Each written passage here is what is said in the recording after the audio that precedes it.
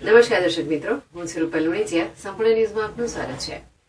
પાલનપુર તાલુકાના ગઢ ગામે 4 દિવસ અગાઉ ખેતરના નેળિયામાં ચાલવા બાબતે એક ખેડૂત અને ભાગિયા વચ્ચે તકરાર થઈ હતી, જેની અદાવત રાખીને ખેડૂતે ભાગિયાને ધોકા વડે આડેધડ માર મારી મોતને ઘાટ ઉતારતા ચકચાર મચી જવા પામી છે. જેમાં ગઢ પોલીસે આરોપી સામે હત્યાનો ગુનો દાખલ કરીને તેને ઝડપી લેવાના ચક્રો ગતિમાન કર્યા છે.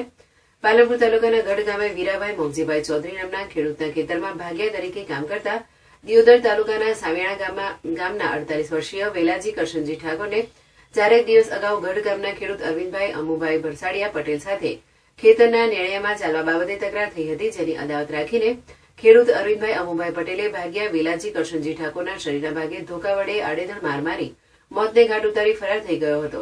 જોકે સામાન્ય બોલાચાલીમાં એક ભાગ્યા ઈઝમની હત્યા કરવાની ઘટનાને લઈને પોલીસ દોડી આવી હતી અને લાશને પીએમ અર્થે પાલનપુર સિવિલ હોસ્પિટલમાં મોકલી આપી હતી.